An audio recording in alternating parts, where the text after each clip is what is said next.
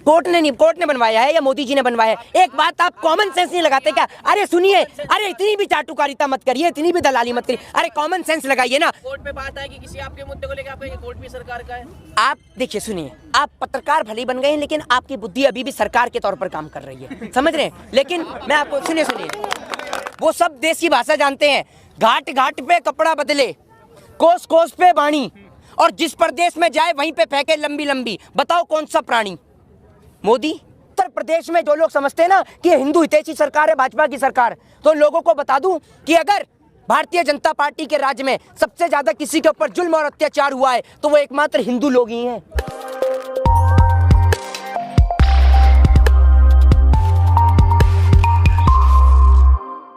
देखिए, मैं आपको सीधे तौर पे बता दूं, सबसे पहले आपने कहा कि 2 मई दीदी गई, तो उसी से शुरुआत करते हैं कि जो उनके अंदर वक्त कहते थे मोदी मोदी मोदी, आज उनकी मोदी जी की दो दी, समझ रहे हैं आप? और वो शुरुआत धोने की हुई है पंजाब से। पंजाब से आते आते दिल्ली के 5 इलाकों में उपचुनाव के निकाय चुनाव पे, समझ रहे हैं, एमसीडी के इलेक्शन पे। तो अब अगर ईवीएम में कोई हेरा फेरी ना हो तो इनका बंगाल से इतना तगड़ा सुपड़ा साफ होने वाला है कि बंगाल में दूर दूर तक भाजपा वाला कोई नजर नहीं आएगा, समझ रहे हैं आप? दूरबीन लेकर भी ढूंढेंगे तब भी नजर नहीं आएगा। और अगर आपने मोदी जी को चुन दिया तो भैया आप पूछते ही रह जाएंगे, खूब भालो, और हर आदमी कहेगा कुछ नहीं है भालो, समझ रहे हैं? हाँ, क्योंकि ये रविंद्रनाथ टैगोर के भेष में देश को लूटने वाले लोग हैं। ये दाढ़ी बढ़ाकर जो आदमी देश का किसान यहाँ पर बैठा हुआ है उसको छोड़कर वहाँ चुनाव लड़ने जा सकता है, तो आपको लगता है कि वो आदमी देश के लिए कुछ करेंगे? मोदी जी, आपने उसकी बात करी वेशभूषा की, जी, टैगोर की तरह उन्होंने दाढ़ी बढ़ा ली है, लेकिन चुनाव तो तमिलनाडु में भी है, वहाँ का उन्होंने रूप धारण नहीं किया है। तो एक ही जगह का करेंगे क्या? सब जगह का थोड़ी करें। एक बारी में आप सारी नौका पे सवार हो लेंगे? हैं? असम में क्या चाय की पत्ती का पैकेट हाथ में लेके घूमेंगे या चाय की पत्ती का एडवर्टाइजमेंट करेंगे? तो प्रियंका गांधी लेकर घूम रही है। तमिल की भाषा भी तो सीख रहे हैं। कौन? मोदी जी? अरे मोदी जी तो मल्टी टैलेंटेड आदमी है भैया, वो सब देश की भाषा जानते हैं। घाट घाट पे कपड़ा बदले, कोस कोस पे बाणी, और जिस प्रदेश में जाए वहीं पे फेंके लंबी लंबी। बताओ कौन सा प्राणी? मोदी। नहीं, आप मोदी जी, आपने कहा कि पश्चिम बंगाल में अगर बीजेपी आ गई, जी, तो वहाँ है नहीं अभी। अगर वो 50, 40 या 60 सीट भी ले आती है तो उसकी तो बढ़ोतरी हुई ना, तो जीत तो है ना। क्यों जीत है? आप कहाँ से कह रहे हैं 50-60 सीटें आ जाएंगी? आप तो नहीं, आप तो यूं भी कह रहे थे कि गुरदासपुर से खाता भी नहीं खुलने वाला है बाकी अन्य पार्टियों का, लेकिन वहाँ तो भारतीय जनता पार्टी का सुपड़ा भी साफ हो गया। तो गुजरात में बीजेपी ने नहीं कर दिया सुपड़ा साफ? किसने? आप एक बात तो देख तो लीजिए, गुजरात में कितना खूब भालो है, देख रहे हैं? दहेज के नाम पे बहन बेटियां आत्महत्या कर रही हैं, खूब भालो छे ना? भालो है या नहीं है बताइए? यूपी में ना है? यूपी में? अरे यूपी वाला तो जो वो बंगाल पहुंच गया, ये सही याद दिलाई आपने यूपी वाले की। तो यूपी वाला इतना कलाकार है, वो अपने उत्तर प्रदेश को छोड़ के बंगाल पहुंच रहे हैं। हाँ, नाम बदलेंगे। बंगाल में जाकर पता है क्या कह रहे हैं? बंगाल में जाकर कुछ लोग तो कह रहे हैं कि इसको सोने का प्रदेश बना देंगे। देश के लूटने वाले लुटेरे आज बंगाल को कह रहे हैं कि सोने का प्रदेश बनाएंगे। तो आपको उत्तर प्रदेश सोने का बनाने से किसने रोका था? उत्तर प्रदेश में जो लोग समझते हैं ना कि ये हिंदू हितैषी सरकार है, भाजपा की सरकार, तो उन लोगों को बता दूं कि अगर भारतीय जनता पार्टी के राज्य में सबसे ज्यादा किसी के ऊपर जुल्म और अत्याचार हुआ है तो वो एकमात्र हिंदू लोग ही हैं। सबसे ज्यादा, चाहे वो हाथरस कांड की घटना हो, चाहे फिर वो सरेआम पुजारी को मारने की हत्या हो, चाहे दलितों के ऊपर हो रहा अत्याचार और शोषण हो, चाहे फिर वो पंडितों की और ब्राह्मणों की हत्या हो, सबसे ज्यादा मरने वाले लोग तो हिंदू ही हैं। तो आपको लगता है कि ये हिंदुओं की सरकार है? कांग्रेस में नहीं हुआ ये सब कुछ, कांग्रेस में नहीं हुआ। यहाँ पर मैं आपको देखे, सुनिए, पार्टियां, all political parties are thief in India, ये बात मैं दावे से कहता हूँ। लेकिन कोई छोटा चोर है तो कोई बड़ा चोर है, आप इस बात को समझिए। तो बड़े चोर को चुनने से बेहतर है कि हम छोटे चोर को चुन लें, समझ रहे हैं? मतलब अगर मान के चोरी थोड़ी बहुत होनी चाहिए। आप अगर देश की पुस्तकों का अध्याय आपने पढ़ा होगा तो उसमें भी लिखा हुआ है बहुत सी पुस्तकों में कि जिस देश में करप्शन होता है तो वहाँ देश में डेवलप भी होता है। आप एक बात मुझे बताइए, अगर आज आप देश के दाढ़ीधारी, जुमलेबाजी, भाषणजीवी प्रधानमंत्री नरेंद्र मोदी जी की बात करें तो मैं वही पूछ रहा हूँ आपसे कि जब देश में, आप सुनिए, आप कह रहे हैं जहाँ करप्शन होता है विकास भी होता है, तो अब करप्शन हो रहा है। मैं यही तो पूछ रहा हूँ, करप्शन तो हो रहा है, लेकिन अब करप्शन जो हो रहा है वो चंद लोगों के बीच में हो रहा है। तो फिर विकास भी हो रहा होगा। विकास हो तो रहा है, विकास हो नहीं रहा। आपने देखा नहीं कि कोविड के दौरान भी उद्योगपतियों की संपत्तियां बढ़ जाती हैं। तो ये उद्योगपतियों का विकास है ना, ये उद्योगपतियों का भारत रह गया है। आप जैसे हम जैसे गरीब लोगों के लिए कोई जगह नहीं है। आपको क्या लगता है ये जो गैस के, पेट्रोल के, डीजल के दाम बढ़ रहे हैं, इससे प्रहार किसके ऊपर होगा? आम जनता के ऊपर होगा।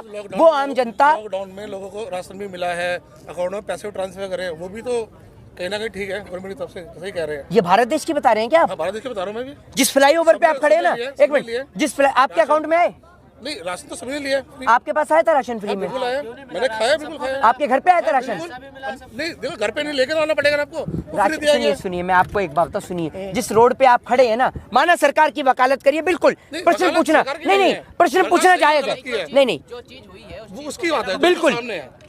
तो भाई ने कहा, तो एक बात आप मुझे ये तो बताइए, जिस फ्लाईओवर पे खड़े हैं ना, इसी फ्लाईओवर पर नंगे पांव प्लास्टिक की बोतलें पैर के अंदर बांधकर इस देश की जनता अपने घर तक गई है। उस बेटी को भूल जाएंगे जो बेटी साइकिल चला के अपने पिता को पीछे बिठाकर अपने गांव तक लेके गई है? जिस सरकार की औकात देश के अंदर 300 रुपए का ट्रेन का टिकट देने की नहीं है, वो सरकार आपको लगता है कि देश के युवाओं को बेहतर भविष्य देगी, देश में बेहतर शिक्षा और बेहतर स्वास्थ्य देगी? और आप उस देश की बात कर रहे हैं जिस देश के अंदर अगर आप गाड़ी खरीदने जाते हैं तो आपको कम टैक्स पे करना पड़ता है, लेकिन दूसरी ओर अगर आप शिक्षा के लिए लोन लेते हैं तो आपको ज्यादा टैक्स पे करना पड़ता है। एक बताइए, मोदी जी के राज में कितने मेडिकल बने, कितने एम्स बने, कितनी ITI बनी, कितने मेडिकल कॉलेज बने, कितने नए स्कूल बने?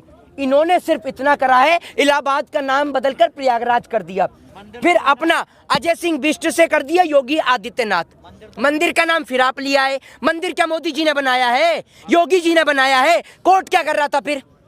अरे सुनिए, जैसे 3 तलाक का मुद्दा कोर्ट में लाके पास कराया, संसद से पास कराया पूरे सांसदों के बहुमत से, तो मेरे आराध्य मर्यादा पुरुषोत्तम भगवान श्री राम को कोर्ट के दरवाजे क्यों खटखटाने पड़े? इस बात का भी तो जवाब दे दीजिए। सरकार की वकालत तो कर रहे हैं, इस बात का भी तो जवाब दीजिए। राम नहीं है तो क्या राम नहीं है क्या? राम क्यों? राम तो है, राम सभी के दिल में है। राम इस देश की 133 करोड़ जनता के दिल में है। कोर्ट के दरवाजे तो पिछली सरकार में खटखटाने पड़ रहे थे ना, इस सरकार में तो बना है मंदिर।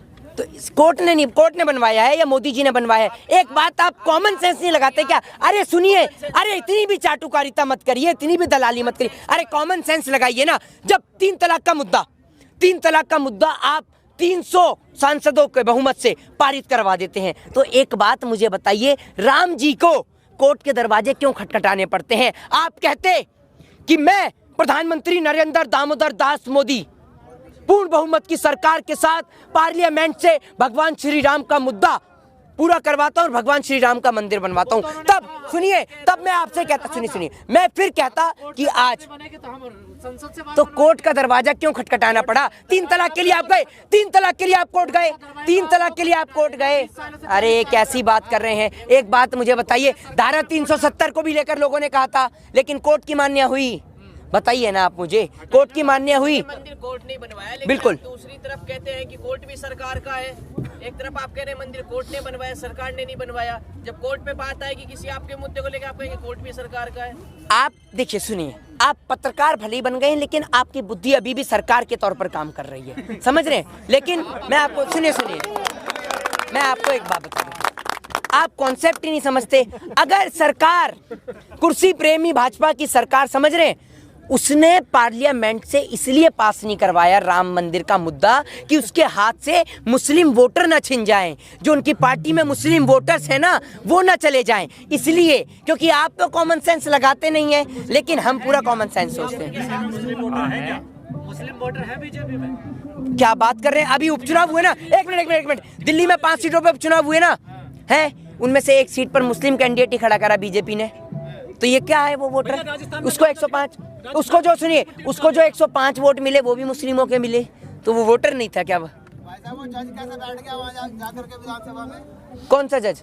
जिसने राम मंदिर का फैसला दिया, उसको सीट वहाँ कैसे मिल गई? अगर वो फैसला नहीं देता तो सीट मिलती क्या? अगर वो फैसला नहीं देता तो सीट मिलती क्या? ये तो बताइए मुझे।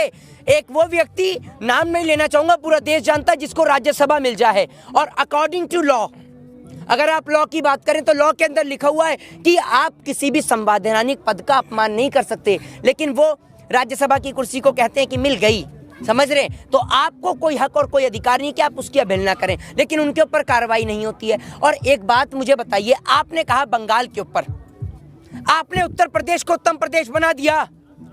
उत्तर प्रदेश में आज भी घटनाएं बलात्कार की घटित हो रही हैं। राजस्थान में नहीं होती, राजस्थान में नहीं होती। नहीं, बात बीजेपी की गवर्नमेंट की हो रही है, राजस्थान में भी होती हैं, देश के तमाम जगह पे होती हैं। तो आप एक बात मुझे बताइए, वो जो फास्ट ट्रैक कोर्ट लेके आ रखा है, चाहे राजस्थान हो चाहे देश की तमाम जगह पर हो, कोई भी जगह हो, पंजाब, हरियाणा और फिर उसके अलावा और भी तमाम जगह पर जहां पर अन्य दलों की भी सरकारें हैं, तो जो फास्ट ट्रैक कोर्ट लेकर आए हैं तो उनमें अपने नेताओं को क्यों बचा लेते हैं? कुलदीप सिंह सेंगर, चिन्मयानंद, नित्यानंद जैसे लोगों को फांसी की सजा क्यों नहीं दिलवाते हैं? ये रिश्ता क्या कहलाता है आपका, ये तो बताइए। और बंगाल वाले लोगों से कहना चाहता हूं कि अगर बंगाल में स्थिति बेहतर चाहते हैं, और खासकर जो लोग बंगाल के बैंक में काम करते हैं, आप सोच लीजिए कि आपको चाय बेचनी है, क्योंकि चाय वाला तो बैंक बेच रहा है, तो आप सोच लीजिए आपको तो चाय ही बेचनी है।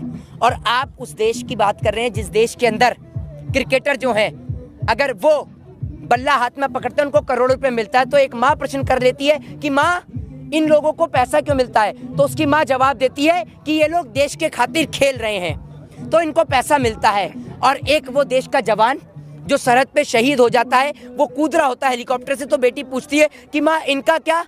तो वो कहते हैं कि जो इस देश के खातिर शहीद होते हैं, गोली खाते हैं, उनको पूछा भी नहीं जाता। समझे? शहीदों के नाम पर राजनीति करने वाली और किसानों के नाम पर राजनीति करने वाली भाजपा की सरकार का अब समस्त प्रदेश से सुपड़ा साफ होने वाला है।